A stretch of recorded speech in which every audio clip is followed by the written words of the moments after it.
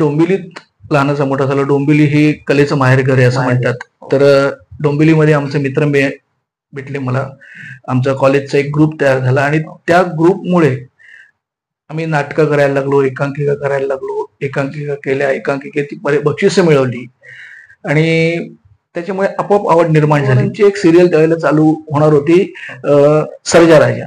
आणि शुभमंगल सावधान चालू होती, अर्धी झालेली आणि सर्जा राजा चालू होणार होती.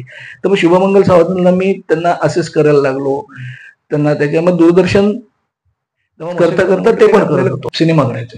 तर सिनेमा करण्यासाठी काय करायचं, तर मग गोष्ट पाहिजे पहिली सिनेमाला. त्यांनी मला एक गोष्ट सांगितली, मला खूप आवडली ती गोष्ट. झालं आणि त्या सिनेमाचं वैशिष्ट्य म्हणजे त्या सिनेमाला जवळजवळ 27 नॉमिनेशन्स मिळाली.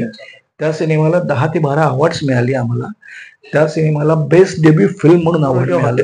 एखादा खरेदी करायला जातं, ती साडी खरेदी करायला जाते, तर ती 4 दुकानं फिरते, 4 दुकानं ते 4 मैत्रिणींना विचारते की कसं आहे, काय आहे, कुठलं दुकान चांगलं आहे का, त्या दुकानात चांगली मिळते का, त्या दुकानात स्वस्त मिळते का, असं बायको जर विचारते. तर मग तुम्ही जर एखाद्या ठिकाणी 50 लाख, 1 करोड, 2 करोड, 3 करोड घालताय, तर मग तुम्ही तो विचार का नाही करत? सिनेमा केलात ना, म्हणजे एक सिनेमा तुम्ही जर केला, सबसिडी तुम्ही देऊ नका.